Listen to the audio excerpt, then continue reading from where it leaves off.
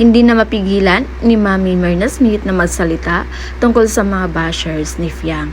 Na ayon pa dito, bash ng bash kayo sa anak ko kahit wala namang ginawa sa inyo. Bash kayo ng bash sa anak ko. Nakasunod naman kayo kahit saan yan. Spread love lang guys. Walang ginagawang masama sa inyo ang anak ko. Mga galit na galit kayo sa kanya. Kaya tama lang guys na nagsalita na ang Mami Myrna Smith ni Fiang dahil totoo naman talaga na puro pangbabash lang ang natanggap ni Fiang lately.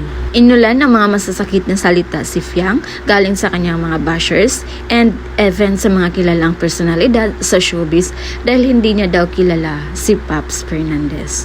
Imposible daw na at her age, hindi niya kilala ang isang Paps Fernandez. Pangalawa, sa nakita nilang mali kaya binash nila si Fiang ay nung pauwi na ito galing sa Dinagyang Festival sa Iloilo kung saan balot na balot daw ang katawan ni Fiang. Nag-iinarty daw ito o di kaya'y marami daw pimples kaya nakabalot ang mukha. And lastly, yung maraming bumatikos sa kanya sa pagsuot niya ng temporary veneers niya. Marami ang nagsabi na hindi daw bagay kay Fiang ang veneers na yun.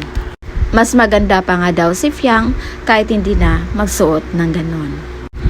Na agad namang nagpaliwanag si Fiang na temporary lang yun, mga 1 to 2 weeks lang na suot niya. By the way guys, sa mga hindi nakakaalam, sa cost ng veneers sa Pinas ay umabot ito ng 8,000 to 35,000 per tot. Depende sa style ng veneers or sa klase ng veneers at sa dental clinic.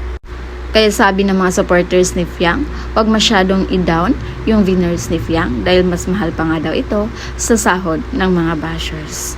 So yun muna yung pa-update natin guys. And again, this is Vinols TV. Thank you for watching.